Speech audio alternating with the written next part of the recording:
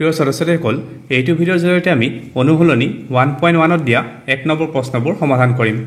1 number প্ৰশ্ন দিয়া আছে তলত দিয়াবোৰ সত্য নে অসত্য বিচাৰ কৰা আমাক ইয়াতে কিছুমান উক্তি দিয়া আছে এই উক্তিবোৰ সত্য নে অসত্য বিচাৰ কৰিব দিছে প্ৰথম প্ৰশ্নটো লৈছো পৰিমেয় সংখ্যাই যোগ আৰু পূৰণৰ বিনিময় বিধি মানি চলে যোগৰ বিনিময় বিধিটো হ'ল a + b b + a বাওপিনে আমি a টো প্ৰথমত লিখিছো আৰু b টো দ্বিতীয়ত লিখিছো আৰু সোঁপিনে আমি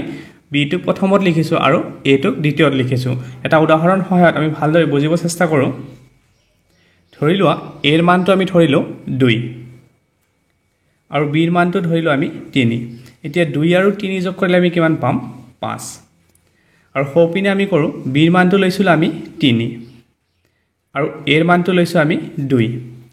3 আৰু 2 যোগ কৰিলে আমি কিমান পাওঁ 5 আমি বাওপিনেও পাইছো 5 আৰু সোঁপিনেও পাইছো 5 তাৰ মানেটো হ'ল পৰিমেয় সংখ্যাই যোগৰ ক্ষেত্ৰত বিনিময় বিধি মানি চলে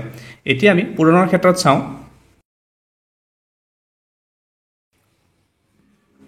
পূৰণৰ ক্ষেত্ৰত আমি কেনেকৈ লিখিম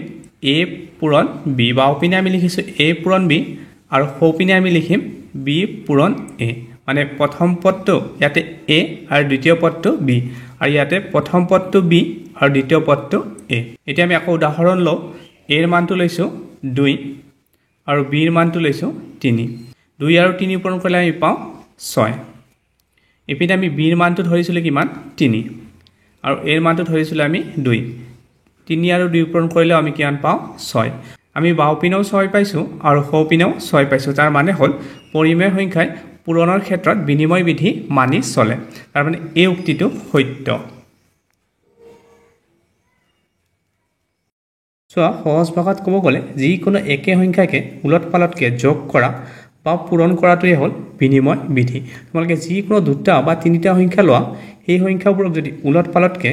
যোগ কৰা বা পূৰণ কৰা মান একে পাবা আমি ইয়াত যেনেকুৱাকে মান একে পাইছো তেনেকুৱাকে যিকোনো দুটা বা তিনিটা সংখ্যা যদি লওঁ আমি সেই সংখ্যাবোৰক যদি উলট-পালটকে যোগ কৰো বা পূৰণ কৰো আমি মান একে পাম সেই কাৰণে আমি ক'ব পাৰো পৰিমেয় সংখ্যা যোগ আৰু পূৰণৰ বিনিময় বিধি মানি চলে এই উদাহৰণবোৰ পৰীক্ষাত লিখিব নালাগে তোমালোকক বুজাবৰ কাৰণে উদাহৰণবোৰ লৈছো এতিয়া 2 নম্বৰ প্ৰশ্ন পৰিমেয় সংখ্যা বিয়োগ আৰু হৰণৰ ক্ষেত্ৰত সহযোগ বিধি মানি চলে আগৰ প্ৰশ্নটোত আমি বিনিময় বিধিটো চাইছিলো এতিয়া আমি সহযোগ বিধিটো চাওঁ বিয়োগৰ ক্ষেত্ৰত সহযোগ বিধিটো কেনেকুৱা হ'ব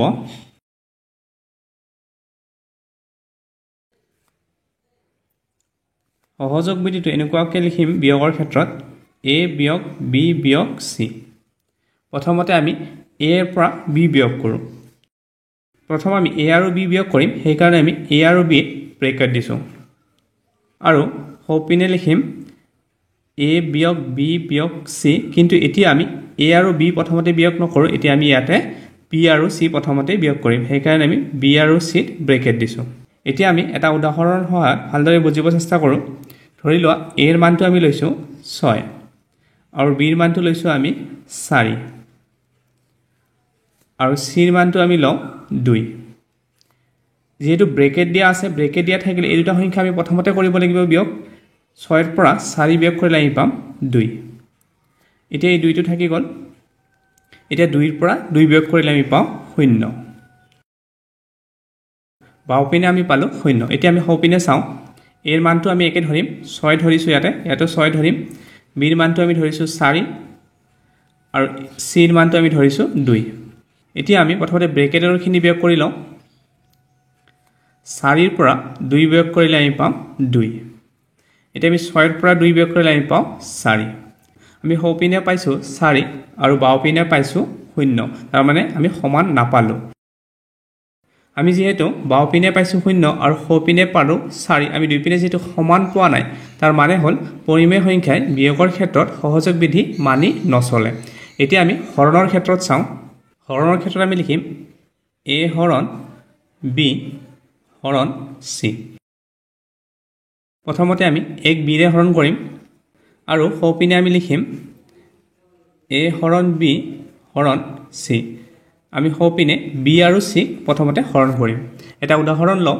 a ৰ মানটো আমি ধৰিছো 12 আৰু b ৰ মানটো ধৰিছো আমি 6 আৰু চিৰ মানটো ধৰিছোঁ আমি 2 এতিয়া 12ক যদি আমি 6ৰে হৰণ কৰোঁ আমি পাম 2 লিখিছোঁ এতিয়া আকৌ এই 2টো থাকি গ'ল এতিয়া 2ক 2ৰে হৰণ কৰিলে আমি পাম 1 বাও পিনে আমি পালোঁ 1 এতিয়া সো পিনে চাওঁ একে মান ল'ম এৰ মান লৈছোঁ 12 বিৰ মান লৈছোঁ 6 আৰু চিৰ মান লৈছোঁ 2 6 2ৰে হৰণ কৰিলে আমি পাম 3 এতিয়া 12ক যদি আমি 3ৰে হৰণ কৰোঁ আমি পাওঁ 4 চোৱা বাও পিনে আমি পালোঁ 1 আৰু সো পিনে আমি পাইছোঁ 4 মানে দুই পিনে আমি সমান পোৱা নাই যেহেতু আমি দুই পিনে সমান পোৱা নাই তাৰ মানে এইটো হ'ল পৰিমেয় সংখ্যাই হৰণৰ ক্ষেত্ৰত সহযোগ বিধি মানি নচলে আমি বিয়োগৰ ক্ষেত্ৰতো মানি নচলা দেখিলোঁ হৰণৰ ক্ষেত্ৰতো মানি নচলা দেখিলোঁ কিন্তু ইয়াতে দিয়া আছিলে মানি চলে বুলি মানে এই উক্তিটো অসত্য হ'ব সেইকাৰণে উত্তৰটো আমি লিখিম অসত্য এতিয়া 3 নম্বৰ প্ৰশ্ন পৰিমেয় সংখ্যা বিয়োগত আবদ্ধ নহয় এই প্ৰশ্নটোত কৈছে পৰিমেয় সংখ্যাবোৰ বিয়োগত আবদ্ধ নহয় বুলি এটা উদাহৰণ সহায়ত আমি ভালদৰে বুজিব চেষ্টা কৰোঁ যদি আমি 4 ৰ পৰা 3 বিয়োগ কৰোঁ আমি কিমান পাওঁ 1 4 এটা পৰিমেয় সংখ্যা 3 এটা পৰিমেয় সংখ্যা আৰু বিয়োগফল আমি পাইছোঁ 1 1টো এটা পৰিমেয় সংখ্যা তাৰমানে আমি কি দেখিলোঁ পৰিমেয় সংখ্যা বিয়োগত আবদ্ধ হয় যেহেতু পৰিমেয় সংখ্যা বিয়োগ কৰিলে পৰিমেয় সংখ্যাই পাওঁ সেইকাৰণে আমি ক'ব পাৰোঁ পৰিমেয় সংখ্যা বিয়োগত আবদ্ধ হয় কিন্তু প্ৰশ্নত আবদ্ধ নহয় বুলি কৈছে যেহেতু নহয় বুলি কৈছিলে সেইকাৰণে এই উক্তিটো কি হ'ব অসত্য হ'ব আমি দেখিছোঁ কি আবদ্ধ হয় সেইকাৰণে আমি লিখিম ইয়াতে এইটো অসত্য এতিয়া 4 নম্বৰ প্ৰশ্ন শূন্যৰ প্ৰতিক্ৰম নাই ইয়াতে কৈছে শূন্যৰ প্ৰতিক্ৰম নাই প্ৰতিক্ৰম মানে গুণাত্মক বিপৰীত এটা উদাহৰণ সহায়ত আমি বুজিবলৈ চেষ্টা কৰোঁ ধৰি লওক এটা সংখ্যা লৈছোঁ 2 এতিয়া 2ক আমি কি সংখ্যাৰে পূৰণ কৰিলে আমি 1 পাম এনেকুৱা এটা সংখ্যা লাগিব যেটোৰে আমি পূৰণ কৰিলে 2ক 1 পাম সো 2ক যদি আমি এনেকুৱাকৈ পূৰণ কৰোঁ 1/2 ৰে যদি পূৰণ কৰোঁ তেতিয়া আমি কি পাওঁ এই 2 আৰু এই 2 কাটা গ'ল আমি কি পালোঁ 1 পালোঁ 2ক আমি 1/2 ৰে পূৰণ কৰিলে 1 পাওঁ তাৰ মানে 2ৰ প্ৰতিক্ৰম কি হ'ব 1/2 যদি সংখ্যাটো আমি 2 নলয় 10 লওঁ তেতিয়া কি হ'ব 10ক আমি কিহেৰে পূৰণ কৰিলে 1 পাম এটা হ'ব 1/10 এই 10 আৰু এই 10 কাটা গ'ল আমি কি পালোঁ 1 পালোঁ সো 10ক আমি 1/10 ৰে পূৰণ কৰিলে আমি পাওঁ 1 তাৰ মানে 10ৰ প্ৰতিক্ৰম কি হ'ব 1/10 আৰু 2ৰ প্ৰতিক্ৰম কি হ'ব 1/2 এতিয়া কৈছে শূন্য শূন্যক আমি কি সংখ্যাৰে পূৰণ কৰিলে আমি 1 পাম সো এনেকুৱা কিবা সংখ্যা আছে নেকি যেটো সংখ্যাক আমি শূন্যৰে পূৰণ কৰিলে 1 পাওঁ তেনেকুৱা একো সংখ্যা নাই শূন্যক যিকোনো সংখ্যাৰে পূৰণ কৰিলে আমি কি পাওঁ শূন্য পাওঁ যদি আমি 100 শূন্যৰে পূৰণ কৰিলে আমি কি পাওঁ শূন্য তে শূন্যৰ প্ৰতিক্ৰম নাই কাৰণ শূন্যক কোনো এটা সংখ্যাৰে পূৰণ কৰিলে আমি 1 নাপাওঁ সেই কাৰণে আমি ক'ব পাৰোঁ শূন্যৰ প্ৰতিক্ৰম নাই সেই কাৰণে এই উত্তৰটো কি হ'ব সত্য হ'ব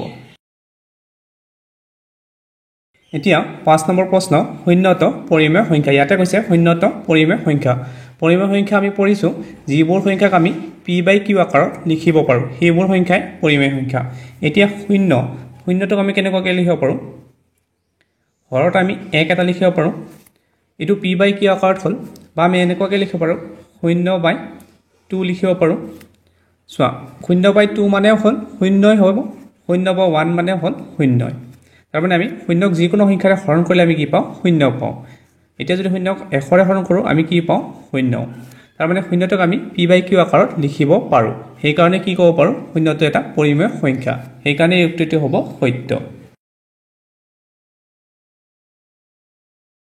এতিয়া 6 নম্বৰ প্ৰশ্ন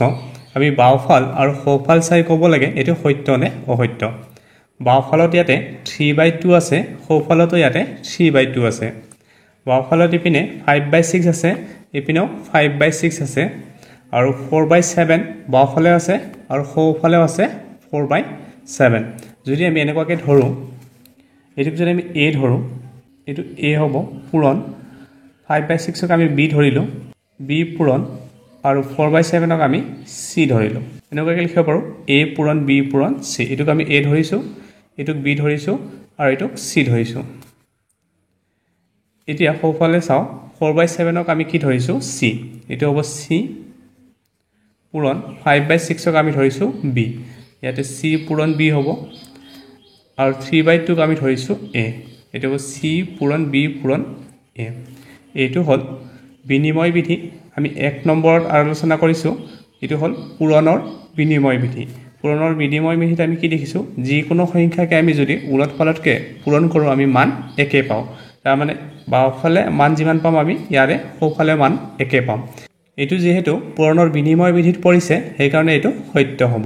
তোমালোকে এই মানবোৰ পূৰণ কৰি চাব পাৰা তোমালোকে মান একে পাবা বাওঁফালে যিমান পোৱা সোঁফালেও একে পাবা এইটোক আমি লিখিম সত্য এতিয়া 7 নম্বৰ প্ৰশ্ন ইয়াতে প্ৰথম ভগ্নাংশটো আছে 5/9 5/9 এই ভগ্নাংশটোক আমি a বুলি ধৰি লওঁ এইটো a ব্ৰেকেট দিয়া আছে 1/3 এই ভগ্নাংশটোক আমি b বুলি ধৰি লওঁ আকৌ 7/3ক আমি c বুলি ধৰি লওঁ এতিয়া চোৱা এই ব্ৰেকেটৰ আগত a আছে মানে a ৰে এই দুটা পদ পূৰণ হৈ আছে এইটো বিতৰণ বিধি মতে এইটো কেনেকুৱা হ'ব a ৰে b পূৰণ হ'ব a পূৰণ b হ'ব আৰু যোগ আকৌ a পূৰণ c হ'ব এনেকুৱা হ'ব এতিয়া আমি সোঁফালে চাওঁ এনেকুৱা হৈছে নে নাই যদি আমি সোঁফালে মিলাই চাওঁ 5/9ক আমি a ধৰিছিলোঁ এইটো হ'ব a পূৰণ 1/3ক আমি কি ধৰিছিলোঁ b a পূৰণ b এইখিনি আমি ঠিকে পালোঁ তাৰপিছত আছে যোগ 7/3ক আমি ধৰিছোঁ c এতিয়া চোৱা বিতৰণ বিধিমতে আছিলে a পূৰণ b এইটো আমি ঠিকে পাইছোঁ a পূৰণ b এইখিনি ঠিকে আছে কিন্তু ইয়াতে কি আছিলে a পূৰণ c কিন্তু ইয়াতে অকল আমি c পাইছোঁ a নাই মানে আমি ইয়াতে 5/9 পোৱা নাই ইয়াতে যেহেতু 5/9 দিয়া নাই সেইকাৰণে এইটো বিতৰণ বিধিত পৰা নাই এইটো কি আছে 7/3 ইয়াতে যদি 5/9 পূৰণ থাকিলে হয় তেতিয়া এইটো বিতৰণ বিধিত পৰিলে হয় এনেকুৱাকৈ যদি ব্ৰেকেটৰ আগত এটা সংখ্যা থাকে তেতিয়া সেই সংখ্যাটোৰে দুটা পদকে পূৰণ কৰিব লাগিব ইয়াত যদি এটা পদক পূৰণ কৰা নাই অকল এটা পদকে পূৰণ কৰিছে প্ৰথম পদটোক পূৰণ কৰিছে আৰু দ্বিতীয় পদটোক পূৰণ কৰা নাই সেইকাৰণে এইটো ভুল হৈছে এনেকুৱা হ'ব নোৱাৰে আমি পূৰণ কৰিলে দুটাকে পূৰণ কৰিব লাগিব এনেকুৱাকৈ অকল এটাক পূৰণ কৰিম আৰু এটাক এনেকুৱাকৈ এৰি দিম এনেকুৱাকৈ নহয় ইয়াত যিহেতু এইখিনি ভুল আছে সেইকাৰণে এইটো অসত্য হ'ব আমি ইয়াতে লিখিম অসত্য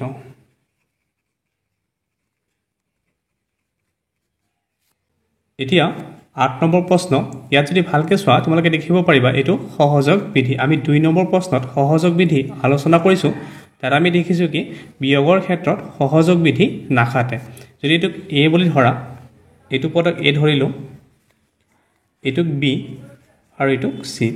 এইটো বিয়োগৰ সহযোগ বিধিত পৰিছে আৰু আমি জানো পৰিমেয় সংখ্যাই বিয়োগৰ সহযোগ বিধি নামানে সেইকাৰণে এইটো অসত্য হ'ব অন্য এটা উদাহৰণ লৈ আমি চাব পাৰোঁ ধৰি লোৱা এই পদটো আমি ভগ্নাংশ নলৈ আমি এটা সংখ্যা ল'লোঁ ধৰি লোৱা এইটো 5 ল'লোঁ আমি জাষ্ট এটা উদাহৰণ লৈছোঁ এইখিনি বুজিবৰ কাৰণে এই ভগ্নাংশৰ ঠাইত আমি 5 লৈছোঁ কাৰণ ভগ্নাংশক যোগ বিয়োগ কৰোঁতে অলপ জটিল হ'ব সেইকাৰণে আমি সৰু সংখ্যা লওঁ এইটোক 3 লৈছোঁ আৰু এইটোক লৈছোঁ আমি 2 ঠিক আছে এতিয়া 5 আৰু 2 যোগ কৰিলে আমি কিমান পাম 7 ইপিনে পালোঁ 7